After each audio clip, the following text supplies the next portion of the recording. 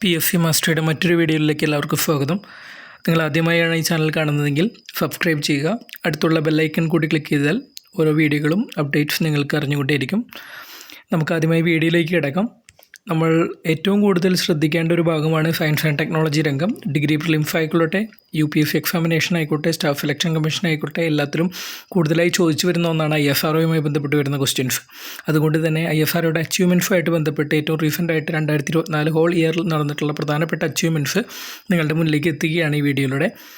അപ്പോൾ ആദ്യമായിട്ട് നമുക്ക് ഓരോ ഭാഗങ്ങളായിട്ട് നോക്കാം.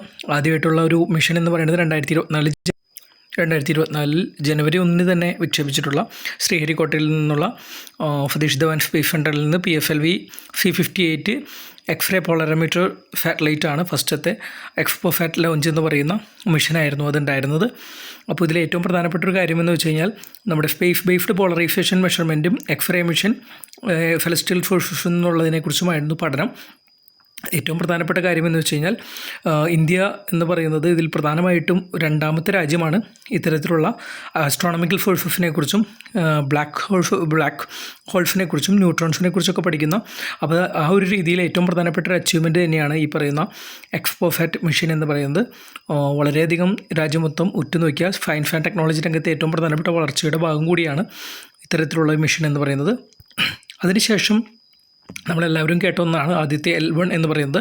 2023 സെപ്റ്റംബർ 2 ഇത് വിക്ഷേപിച്ച ശേഷം 2024 ജനുവരി 6 ഇന്ത്യയുടെ ഈ പറയുന്ന കന്നി സൗര ദൗത്യമായിട്ടുള്ള ആദ്യത്തെ L1 എന്ന് പറയുന്നത് L1 പോയിന്റിലെത്തിയപ്പോൾ ISROയുടെ ഏറ്റവും പ്രധാനപ്പെട്ട ഒരു സുപ്രധാന നാഴികക്കല്ലായിട്ട് അത് മാറുകയും ചെയ്തു എന്നുള്ളതാണ്. 1.5 ദശലക്ഷം കിലോമീറ്ററോളം ദൂരം സഞ്ചരിച്ചതിന് ശേഷം ഈ ബാംഗ്ലൂരിലെ ISRO ശാസ്ത്രജ്ഞന്മാരും എഞ്ചിനീയർമാരും നടത്തിയൊരു ഫയറിൻ്റെ നേതൃത്വത്തിലാണ് ഇത്തരത്തിലുള്ള ബഹിരാകാശ പഠനം ഏപ്രിൽ 1 ചുറ്റുമുള്ള ഒരു ഹാലോ ഭ്രമണപഥത്തിൽ സ്ഥാപിക്കാൻ സാധിച്ചത്. ഇത്തരത്തിലുള്ളൊരു പ്രധാനപ്പെട്ട അച്ചീവ്മെൻ്റ് ആയിരുന്നു ആദ്യത്തെ L1 മിഷൻ എന്ന് പറയുന്നത്. ആദ്യത്തെ L1 ഉപഗ്രഹത്തിന് യാതൊരു തരത്തിലുള്ള മറവുകളോ ഗ്രഹണമോ ഇല്ലാതെ സൂര്യന് തടസ്സമില്ലാതെ കാണാൻ കഴിയുമെന്നുള്ളതാണ്.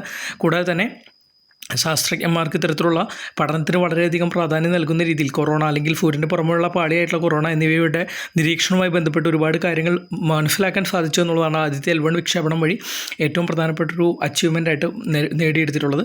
ഇതിനുശേഷം വരുന്ന ഏറ്റവും പ്രധാനപ്പെട്ട ഒരു മിഷൻ തന്നെയായിരുന്നു ഇൻഫാറ്റ് 3DS എന്ന് പറയുന്നത്. ഫെബ്രുവരി 17 ഇത് ലോഞ്ച് ചെയ്തത്. ISRO heavy lift geosynchronous satellite ആയിരുന്നു. ഈ പറയുന്ന ഇത്തരത്തിലുള്ള ഒരു കാലാവസ്ഥ ഉപഗ്രഹം കൂടിയായിരുന്നു. കാലാവസ്ഥയെക്കുറിച്ച് പഠിക്കുക, സമുദ്ര നിരീക്ഷണം, പരിസ്ഥിതി നിരീക്ഷണം, കാലാവസ്ഥ പ്രവചനം, ദുരന്ത നിവാരണ പ്രവർത്തനങ്ങൾ എന്നിവയായിരുന്നു പ്രധാനപ്പെട്ട ഇതിൻ്റെ ലക്ഷ്യം എന്ന് പറയുന്നത്. ഇൻഫാറ്റ് 3DS വളരെ പ്രധാനപ്പെട്ട പങ്ക് വഹിക്കുന്നു കാലാവസ്ഥ നിരീക്ഷണത്തിൽ. അപ്പോൾ ഇന്ത്യയുടെ മൂന്നാം തലമുറ ഉപഗ്രഹങ്ങളായിട്ടുള്ള ഈ ഭൂസ്ഥിര ഭ്രമണപഥത്തിൽ ഏറ്റവും കൂടുതൽ കൂട്ടിച്ചേർക്കപ്പെട്ട അത്യാധുനികമായിട്ടുള്ളൊരു ഉപഗ്രഹം തന്നെയാണ് ഇൻഫാറ്റ് 3 എന്ന് നമുക്ക് നിസ്സംശയം വിശേഷിപ്പിക്കാൻ സാധിക്കും. അതിനുശേഷം വന്നിട്ടുള്ള ഏറ്റവും പ്രധാനപ്പെട്ട ഒരു നാഴികക്കല്ല് എന്ന് പറയാവുന്ന ഒന്ന് തന്നെയാണ് പുഷ്പക് എന്ന് പറയുന്നത്. നമ്മളെല്ലാവരും കണ്ടു കഴിഞ്ഞ പുഷ്പകിൻ്റെ വിജയകരമായിട്ടുള്ള പരീക്ഷണമായിരുന്നു മാർച്ച് 22 RLV അല്ലെങ്കിൽ റീയൂസബിൾ ലോഞ്ച് വെഹിക്കിൾ എന്ന് പറയുന്ന ടെക്നോളജിയാണ് യൂസ് ചെയ്തിരിക്കുന്നത്. നമ്മുടെ സസ്റ്റൈനബിൾ എനർജി ആയിട്ട് ബന്ധപ്പെട്ടിരിക്കുന്ന ഏറ്റവും പ്രധാനപ്പെട്ട ഒരു ഡെവലപ്മെൻറ്റ് എന്ന് പറയുന്നത് ഈ രംഗത്ത് റീയൂസബിൾ ലോഞ്ച് വെഹിക്കിളിൻ്റെ ഫസ്റ്റ് സക്സസ്ഫുള്ളി ടെസ്റ്റ് ചെയ്തത് ഇന്ത്യ ISRO എന്നുള്ളൊരു നേട്ടമാണ്.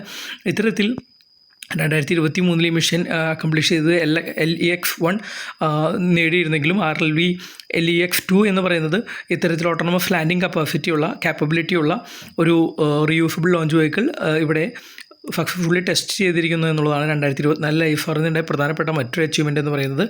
അതിനുശേഷം നമുക്കറിയാം FFLV D3യുടെ മറ്റൊരു വിജയകരമായിട്ടുള്ള വിക്ഷേപണമായിരുന്നു. ഓഗസ്റ്റ് 16 ശ്രീഹരിക്കോട്ടയിലെ സതീഷ് ധവാൻ സ്പേസ് സെൻ്ററിൽ നിന്ന് തന്നെയാണ് ഇതും വിക്ഷേപിച്ചിട്ടുള്ളത്. പിന്നീട് നമ്മൾ നോക്കുകയാണെങ്കിൽ എർത്ത് ഒബ്സർവേഷൻ സാറ്റലൈറ്റ് ആയിരുന്നു.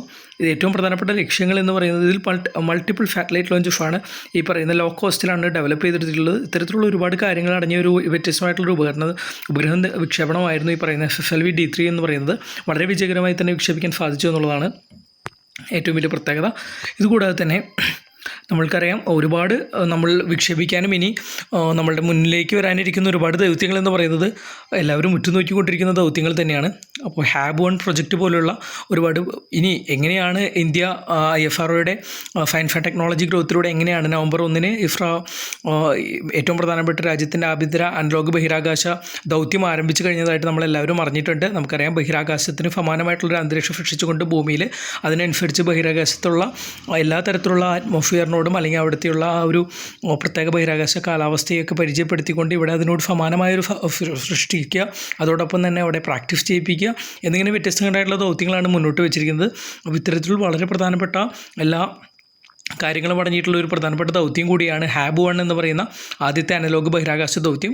ഇതേപോലെയുള്ള കൂടുതൽ ഇൻഫർമേറ്റീവ് ആയിട്ടുള്ള വീഡിയോകൾ കാണുന്നതിന് വേണ്ടി നിങ്ങൾ വീഡിയോ സബ്സ്ക്രൈബ് ചെയ്യുക. ഒപ്പം തന്നെ വീഡിയോ ഇഷ്ടമായെങ്കിൽ നിങ്ങൾക്ക് ലൈക്ക് ചെയ്യുക. കമൻറ്റുകൾ, നിങ്ങളുടെ സംശയങ്ങളെല്ലാം തന്നെ കമൻറ്റുകളായിട്ട് അറിയിക്കുക. Okay, thank